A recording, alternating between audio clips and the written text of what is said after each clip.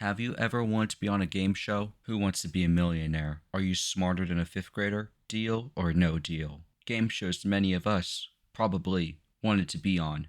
The audience, the money, the determination. It all leads to an experience like no other. Have you ever wanted a unique FPS game? A game that breaks new bounds. A game that uses next generation hardware to its fullest. A game that is, and will always be, revolutionary.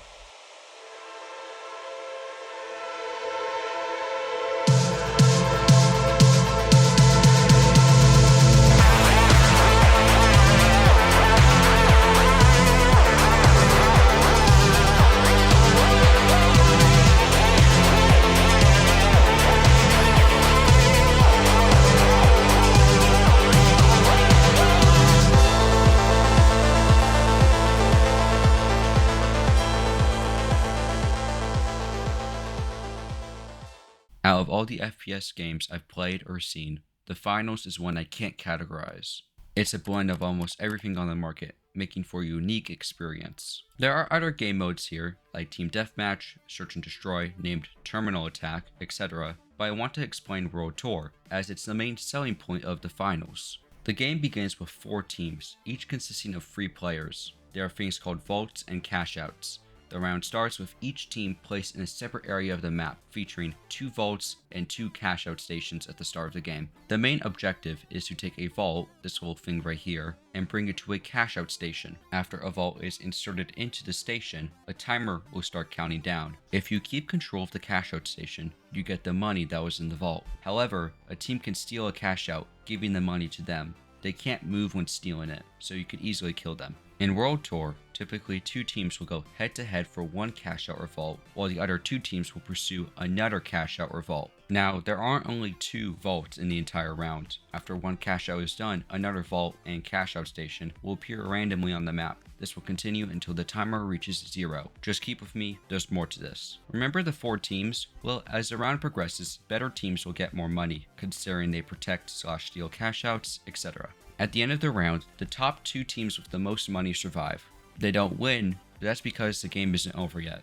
It's a tournament style game, and another 4 teams on a different bracket were fighting in the same situation as yours. If you progress to the second round, you fight the other 2 best teams from the other bracket. The 2 best teams from this round go to the final round, which is a 1v1 scenario to see who wins the game. You have a lot of strategy of how you want to win.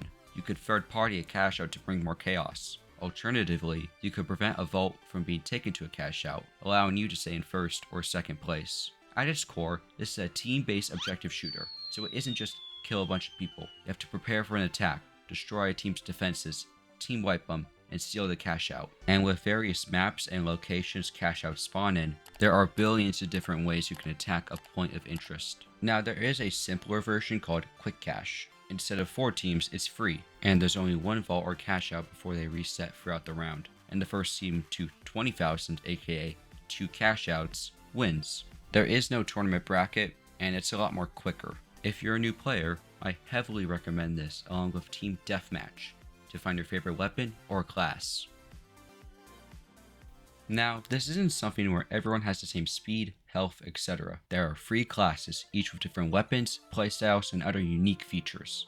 First off, the Light class. High movement, low health. You have very potent weapons, but you could also die very fast. You have a double barrel shotgun, SMGs, and equipment like a sonar grenade to detect enemies. The Medium class. Average in health and speed, and helps with support, until Heavy and Light got support weapons themselves, which kinda undermines the Medium's role. You receive weapons like the Healing Beam, Defibrillator, and more. Finally, the Heavy class. They work as a tank and demolitions expert. It can work well in crowd control with weapons like the minigun, and create new openings for your team to attack, like the C4.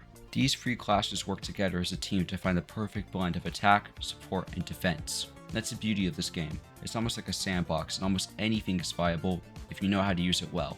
One unique feature of this game is its fully destructible environments. And yes, I really do mean fully destructible environments.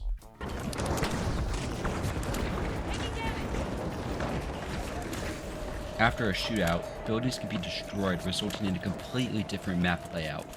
This dynamic style fuels this game because cash outs would be so much more annoying to steal if there are only one or two ways to enter a room. The destruction is most obvious in something like Power Shift or Team Deathmatch, where you're usually backtracking or in a small arena. And while something like Battlefield 6 may say they have the best destruction and it might be cinematic, the Finals has the best of both worlds in this scenario. Something I love about the Finals is the world building. Most multiplayer games these days have a lack of story or even basic world building. However, the Finals has fictional sponsors, settings, and more. Since the Finals is a fictional game show, there are numerous companies funding said show. At the start of each season, you can choose between various sponsors to be with for the rest of it. As you play the game, you get themed cosmetics and weapon skins based on the company you chose. For example, I chose Via for Season 7, and I got all these rewards for just playing the game and not paying a single cent. And throughout the seasons, there's always various sponsors to choose from. There's Ozpuse, an energy drink that claims to be a replacement for water. There's Halto, an insurance company, and Alpha Acta, my personal favorite. You got Volk, a VR technology business, which helps the setting of the Finals. The game show you've been playing is completely in virtual reality. This helps with a lot of other games' problems, which is realism. Why do you have regenerating health in Call of Duty?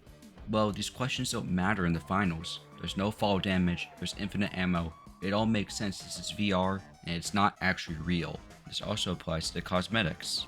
The Finals is one of the rarest FPS games I've seen where these weapons make sense and they aren't too flashy. The VR setting lets you have things like the banana guns, which is completely fine. A guitar sledgehammer, that's great. You can even play a little tune. And a potato launcher and replacement for a grenade launcher, absolute cinema. And yeah, it's a free-to-play game, which means there will be microtransactions, but they ain't too horrible, at least compared to other FPS games. For example, this bundle, instead of having to buy the entire set, you can get individual parts for smaller prices. This bundle is $20, but in return, you get $20 worth of game currency. You know FOMO, the fear of missing out? For the Battle Pass is you could buy old ones if you want something, for example, from Season 1. Could the monetization be better? Absolutely. However, I still think it's incredibly consumer friendly, and it's much more better from its other competitors. You could also not buy anything at all, since you get constant stuff for playing the game, watching streamers play, performing in the limited time events, and more.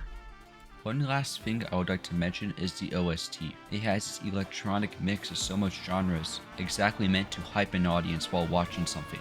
There are plenty of amazing tracks, but some of my favorites come from Season 5 and Season 7. It's all so wonderful, and I despise people who mute the music. And that, my friend, is why the Finals is one of the best FPS games ever made. Now please, enjoy the montage before the video is over.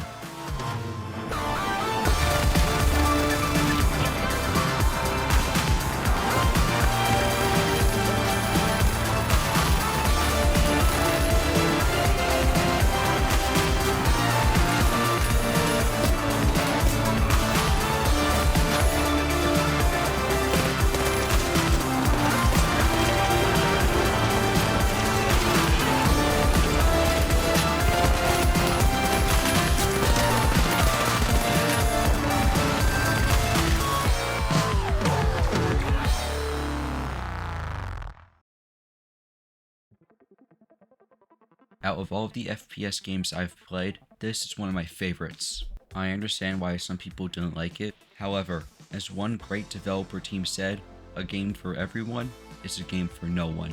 Some people swear the game is dying, which I disagree with. Comparing it to games like Call of Duty and Marvel Rivals will do that to you, but those games either have lots of games before them or a popular IP funding it. Instead of repeating old formulas that has been done to death, this game actually tries something new. Nonetheless, I still love this game for almost all of its factors. However, there are some problems I have. As someone that loves Medium, I feel as if the class is going through an identity crisis and needs some type of rework to fit in more as a support role, and the UI and tutorial can be extremely confusing for new players. Despite all of this, I would 100% recommend the game. It may not be for you, but I'll be extremely happy if you try it out. Thank you so much for watching the video. I plan to do a lot more The Finals content in the future, so subscribe to the channel if you want to be kept up to date. I would also love to read your comments on the game. I'll try to respond to them as much as I can. This game has been so refreshing to me, and I'm so glad to cover it. I have a bunch of ideas for videos that people have never talked about before. Anyways, hope you all have a great rest of your day and stay amazing.